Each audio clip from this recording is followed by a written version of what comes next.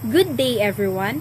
My name is Beverly Iroa, together with my groupmate Miss Jovelyn Sugabo, and we will be your reporters for today. The topic that we will be discussing is all about inclusive learning environment, focusing on the topic all about the learning styles. Before we start our discussion, allow me to read our learning outcomes. At the end of this lesson, the students should be able to: the first one is define what is learning styles. Second, discuss the different types of learning styles. And the third one, explain why students have different learning styles.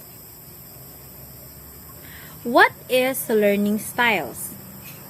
The term learning styles speaks to the understanding that every student learns differently. Technically, an individual's learning style refers to the preferential way in which the student absorbs, processes, comprehends, and retains information. So we all know that people take in and process information in different ways. A learning style is a method that a person uses to learn and refers to the way in which they best receive and process information.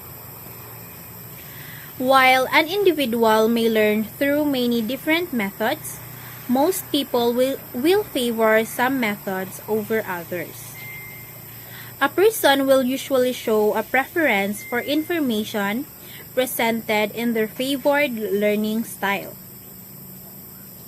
The term learning styles refers to the concept that individuals differ in regard to what mode of instruction or study is most effective for them. For example, some individuals prefer to learn using hands-on activities, while others tend to learn better through listening to lectures. By knowing a student's learning style, a teacher can use teaching methods that maximize student learning. Students can use recognition of their individual learning styles to find what study, methods, environments, and activities help them learn best. Learning styles are found within educational theorist Neil Fleming's VARK model of student learning. VARK is an acronym that refers to the 4 types of learning styles, which are: the first one is the visual, auditory, reading or writing preference, and kinesthetic. The VARK model was designed by Neil Fleming in 1987. In this model, Fleming developed a way to help students learn more about their preferences.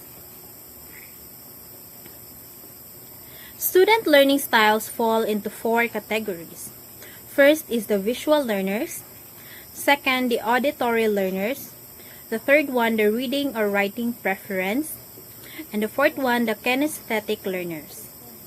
So now we will discuss the first one, which is the visual learners. What is visual learners? Visual learners prefer the use of images, maps, and graphic organizers to access and understand new information. If you are a visual learner, you learn by reading or seeing pictures. You understand and remember things by sight. You can picture what you are learning in your head, and you learn best by using methods that are primarily visual. Students who have a visual learning style may often prefer sitting in the front of the classroom.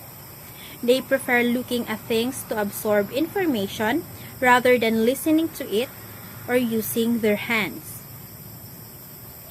For example, a visual learner will learn to fix a car better if they watch an instructional video rather than listening to an expert explain the process. The visual learner has many different characteristics. The first one is sees to learn. So you learn by seeing things.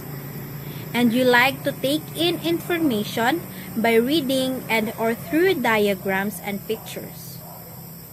The second one is they like images, so you prefer to see rather than listen.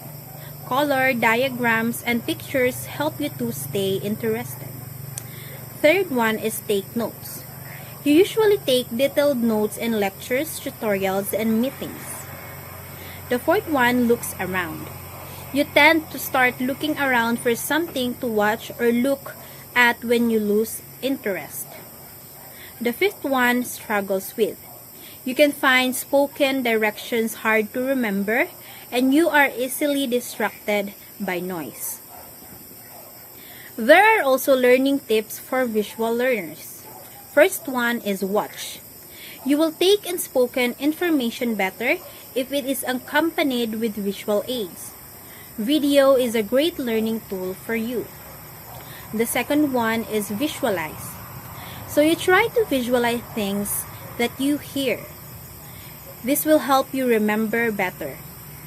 The third one is write it down. Write down keywords, ideas, or instructions, particularly if they are only being given orally. The fourth one is draw.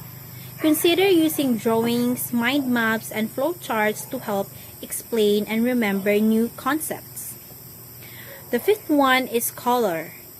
Use color code, highlight, circle, and underline words in your notes. So I believe that would be all for my part, and Miss Jovelyn Sugabo will now continue the discussion. Thank you everyone for listening.